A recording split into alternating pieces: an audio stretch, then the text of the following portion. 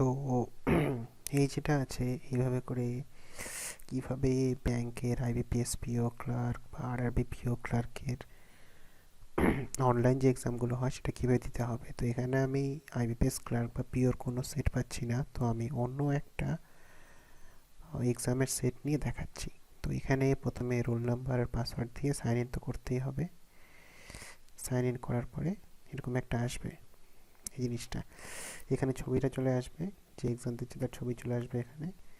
আর এখানে লেখা চলে আসবে বিভিন্ন কার কোন মার্কস আছে, কী আছে না আছে, কত মিনিট কী আছে না আছে সেগুলো। তো এটা হচ্ছে জাস্ট নেক্সট করতে হবে। সেকেন্ডটাতে চলে আসবে এখানে এই পেজটা, এই পেজের মধ্যে আমাকে সিলেক্ট করতে হবে আমার ডিফল্ট ল্যাঙ্গুয়েজ ইংলিশ। তারপর এখানে এই সুইচটা টিপে I am ready to begin করলে আমার টেস্ট স্টার্ট হবে। তো এরকম করে এখন টেস্ট স্টার্ট হয়ে গেল। এখানে হচ্ছে কোশ্চেন, এটা হচ্ছে আমার ডিফারেন্ট অপশন।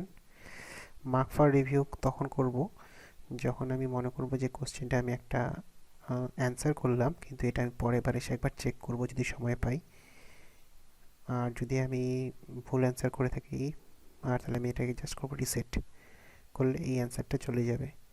তাহলে মার্ক ফর রিভিউ করলে এই 1 নাম্বারটা নীল হয়ে যাবে, পরেরটা চলে আসবে 2 নাম্বার, মানে এখানে আমি এখন আছি 1 নাম্বারটা নীল হয়ে আছে, মানে এখানে আমি এখনও এটাকে মার্ক ফর রিভিউ করেছি। তো এখানে যদি আমি এখন একটা কোনো অ্যান্সার দিয়ে দিই, দিয়ে যদি আমি এটাকে সেভ অ্যান্ড নেক্সট করি, তখনই আমার অ্যান্সারটা এটা সেভ হবে। আমি শুধুমাত্র এখানে 10 বা 15 টিপলাম, টিপে আমি 2 নাম্বারে চলে গেলাম, 2 নাম্বারে গিয়ে আমি এটা এটা টিপলাম, টিপে আমি 3 নাম্বারে চলে গেলাম, তাহলে আমার এগুলো সেভ হবে না। এগুলো সব লাল লাল হয়ে আছে, মানে আমার এগুলো একটাও সেভ হচ্ছে না। কিন্তু আমি 1 নাম্বারে আসলাম, এই যে উড়ে গেল, এখানে আমি যেটা দেখলাম সেটা উড়ে গেল। আমি 1 নাম্বারে আসলাম, এসে আমি ধরো এখানে 15টা দিয়ে এই যে সেভ অ্যান্ড নেক্সট, এটা খুব ইম্পর্ট্যান্ট।